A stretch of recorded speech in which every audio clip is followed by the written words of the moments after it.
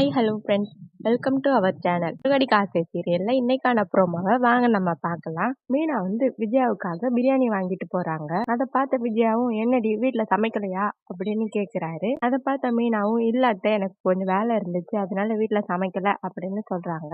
அதை பார்த்த விஜயா ரொம்பவே டென்ஷன் ஆகி கத்துறாங்க. அதை பார்த்த விஜயாவோட ஃப்ரெண்டும் அதான் சொல்றாள், டைம் இல்ல வேலை இருந்துச்சுன்னு புரிஞ்சுக்கொண்டு பிரியாணி சாப்பிடு அப்படின்னு சொல்றாங்க. அதை கேட்ட விஜயாவும் சரின்னு சொல்லிட்டு சாப்பிடுறாங்க. அதுக்கப்புறம் மீனா அங்க கொடுத்துட்டு வெளியே வந்துடுறாங்க. வெளியே வரும்போது பார்த்தா தீபனும் அந்த பொண்ணும் பேசிக்கிட்டு இருக்காங்க. இதை பார்த்த மீனா முறைச்சிட்டு அங்கிருந்து கிளம்பிடுறாங்க. அதுக்கப்புறம் நம்ம முத்துவை காட்டுறாங்க. முத்து அர்ஜென்ட்டா ஒரு சவாரி போயிட்டு இருக்கும்போது போலீஸ் அவங்க மடக்கிடுறாங்க. முத்து எவ்வளவு சொல்லி பாக்குறாரு, எனக்கு ஒரு அர்ஜென்ட் சவாரி இருக்குதான், நான் கிளம்புறேன் அப்படின்னு சொல்றாரு. ஆனா அது கேட்ட போலீஸ், நீ பேப்பரை காட்டிட்டு கிளம்பிடுப்பா அப்படின்னு சொல்றாங்க. அந்த டைம்ல அந்த இடத்துக்கு மீனாவோட தம்பியும் வந்துடுறாரு. ஒரு கையில பார்த்தா ஃபுல்லா சரக்கு பாட்டிலா. அதை பார்த்த போலீஸும் என்னடா காலையிலேயே சரக்கு அடிச்சுட்டு வரையான்னு கேக்குறாரு. அதை பார்த்த மீனாவோட தம்பியும், நான் ஒன்னும் சரக்கு அடிக்கல, சரக்கு வாங்கிட்டு தான் போறேன் அப்படின்னு சொல்றாரு. இதை பார்த்த போலீஸ், என்ன என்கிட்டயே லா பேசுறியா அப்படின்னு கேக்குறாங்க.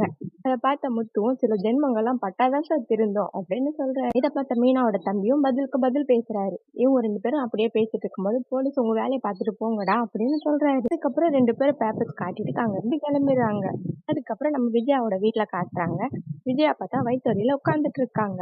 அதை பார்த்த ரோகிணி, என்னாச்சு ஆண்டி அப்படின்னு கேக்குறாங்க. ஐயோ மீனா எனக்கு பிரியாணி வாங்கிட்டு வந்து கொடுத்து அதை சாப்பிட்டதுல இருந்து எனக்கு ஒரே வயிறு வலியா இருக்கு அப்படின்னு சொல்றாங்க. பார்த்த அண்ணாமலையா, என்னது பிரியாணியா, வீட்டுலதான் சமையல் பண்ணியிருந்தாங்கல்ல, எதுக்கு நீ பிரியாணி சாப்பிட்ட அப்படின்னு கேக்குறாரு. இவதான் வீட்டுல சமையல் பண்ணலன்னு சொல்லிட்டு வாங்கிட்டு வந்து கொடுத்தா அப்படின்னு சொல்றாங்க. இதை பார்த்த அண்ணாமலைக்கு ஒரே ஷாக்கா இருக்கு. இல்லையே, வீட்டுல மீனா சமைச்சாலே அப்படின்னு சொல்றாரு. அப்ப எனக்கு மட்டும் ஏன் இவ பிரியாணி வாங்கிட்டு வந்து கொடுத்தா, என்னடி அதுல கலந்த அப்படின்னு கேக்குறாங்க. இதை பார்த்த மீனா, நான் ஒன்னும் கலக்கல அத்தை அப்படின்னு சொல்றாங்க. அதை பார்த்த முத்துவும், இருப்பா நம்ம கேட்கலாம் அப்படின்னு சொல்லிட்டு மீனா கிட்ட கேக்குறாங்க. மீனாவும் அதுக்கு பதில் சொல்றாங்க. வர வழியில ஒரு தாத்தா பாட்டி சாப்பாடு இல்லாம மயக்கடிச்சு விழுந்து கிடந்தாங்க, அவங்களுக்கு தான் அந்த சாப்பாடை கொடுத்தேன் அப்படின்னு சொல்றாங்க. இதை கேட்ட முத்துக்கு ரொம்ப பெருமையா இருக்கு அப்படின்னு சொல்றாரு. இரு மீனா, ஒரு நிமிஷத்துல வந்துடுறேன்னு சொல்லிட்டு வீட்டுக்குள்ள போயிட்டு மிளகா எடுத்துட்டு வந்து சுத்தி போடுறாரு. இதை பார்த்த விஜயாவுக்கு வயிறு எரியுது. அதுக்கு விஜயா சொல்றாங்க, என் வீட்டு சாப்பாடு எடுத்து வேற யாருக்கும் போட்டு வரா, எனக்கு கொடுக்கல அப்படின்னு சொல்லி சத்தம் போடுறாங்க. இதை பார்த்த முத்து, எனக்கு ரொம்ப பெருமையா இருக்கு, என் பொண்டாட்டி எவ்வளவு நல்ல வேலை பார்த்திருக்கா அப்படின்னு சொல்றாரு. அதுக்கப்புறம் அவங்க எல்லாருமே போய் தூங்க போயிடுறாங்க.